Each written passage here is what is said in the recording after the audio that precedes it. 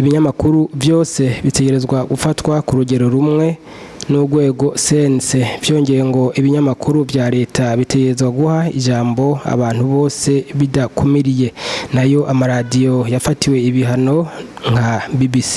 n'ijwi rya Amerika ngo byari gutegerezwa gusubira kugurura kuko amezi 6 byakiriwe yamaze guhera. Ibyo rero bikavugwa na Faustin Ndikumana umukuru w'ishyirahamwe Parsem hari mu kiganiro yahaye abamenyesha makuru kuri uyu wa 11 Nzero umwaka wa 2019. Reka tumwumvirize. Turiko turabare muri ivyo bya liberté de la presse hariho ico twokwita ico tubona yuko hariho kudatanga umuco regiriye ku bintu bimwe ari nk'ibinyamakuru uko ivyo binyamakuru biriko birakora ari nk'ibihano byafashwe canke n'iki turasaba nk'uko haserese nko no munsi yuko yo tanga nk'umuco nko ku binyamakuru ibi bya Voix d'Amérique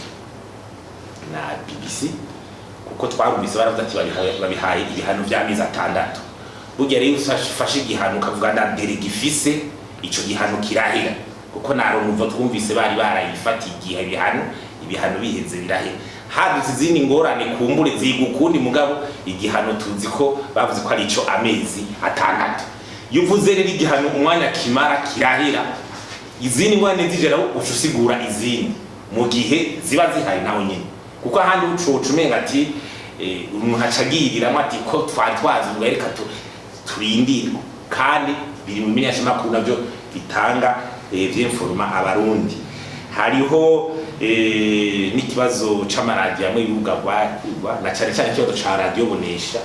kabonye yuko baba gutungana muri enquête kandi byangombwa no muri ministère association générale bonesha barayemereye kwiyumvira ati none bihagaze he byose nibazo bituma kumbure imyesha makuru byategeza kwigira gusumba hanyuma ikiri tukavuga tuti turavye rero ingene ivyo byifashe tuvuga tuti yuko ibimenyesha makuru navyo turavyo bisabwa vyategerezwa kuba biriko birafatwa kumwe n'urwego sense hariho impuze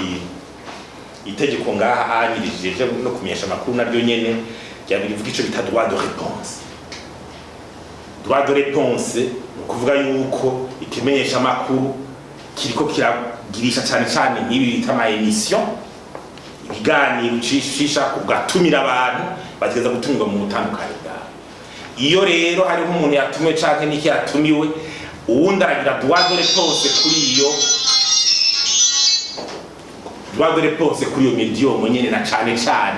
ku biganiro biba vyasa. Nico gituma rero twasaba yuko sense aho hantu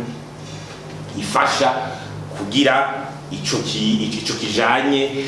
nuko abantu bashikiriza ivyumviro bitandukanye kuri ivyo bimenyesha makuru bishoboke. Aha rero twashaka guca dutera kamo na cane sense ku bimenyesha makuru bibiri ko yo bikebuka yuko kuri televiziyo y'u Burundi nabisubiyemo nahingana yogerageza igaha abarundi bose mu butandukanye biranditse n'itegeko televiziyo nshobora kuyu ya leta gusa canke umugambi umwe canke nibishoboka ko amategeko sayivuga abarundi mu butandukanye bacu dusabere ko hacaba enquête d'opinion yo kurama emission yapashije kuri ivyo bimenyesha makuru barabero nombre batumiye imigambwe yuko bijanye n'ingene amategeko yanditse uko nico gihiza gihindutse karaba yuko uko umugambwe kanaka canke niba ko bica kuri televiziyo yuko ariko no kurundi ruhande ariko bigenda saka baratavuga na leta canke amashira amenye kunga baravuga bati iyo garantie d'opinion bavuga yuko ari kuri politique amasendika ama association twese na cane yuko ari ni televiziyo y'igihugu iri mu makuru twese turiha iwacu. Hanyuma ikindi naco yuko tuvuga tuti kubijanye n'ibiganiro naho yuko bobakete kubiganiro vyitwa akabirya byo muri Limafe emission akabirya ingene batumira n'abahavugiwe nibiki yuko bikurikiza ingene navuze iyo emission akabiri kuko emission yo uratumira umuntu kandi ugasubira ugatumira n'umuntu turifuza rero yuko aho hantu naho nyene twasha tuharonka umuco kugira ntihabe harasema y'ibinyamakuru bimwe canke ibindi kugira dufashe yuko ivyo binyamakuru bikora uko amategeko abivuga iyo droit de réponse hoje nashobora no kwihera ko yuko darigeze kuba cité muri kiganira kabirya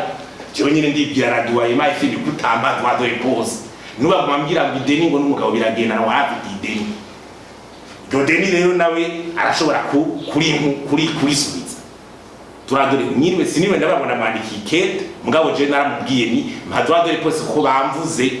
mu kiganiro ngaho cari cabaye kwigerekereza muri mu kwezi kw'icumi umengo nuwa aracabwira ngo umugabo ni deni biragendana sivyo iyo droit de réponse ndayirekurigwa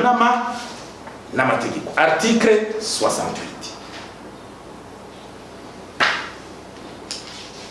hanyuma rero ibindi rero twasaba rero ibyo dusaba muri rusange nuko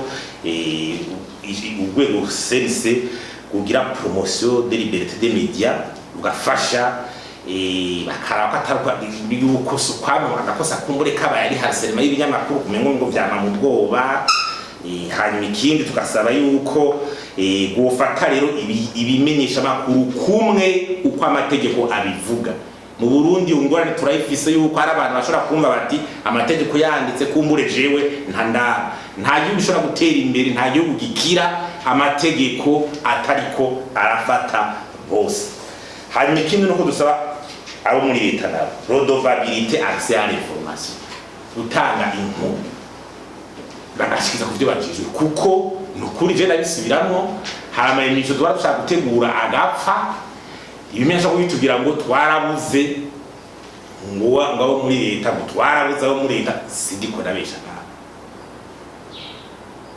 amabanga bajijwe nibaze bashikiriza abanyagihugu nibaze natwe tuba twaje ivyiyumviro discussion duhanahana ivyiyumviro mbwa kugira nk'ikiganiro kugira ugitanguze ubwire migiro ngo twarababuze kigabigahera kumbete kandi ari biganiro bisha gufasha abarundi kumbure mu bintu bimwe mugasanga natwe gwica tuti ico kiganiro gihevye gutyo kubera ngo abandi bo muri bitwa ndashashura ko nibaze batangi inkuru kuko bari ko barangurira amabanga abanyagihugu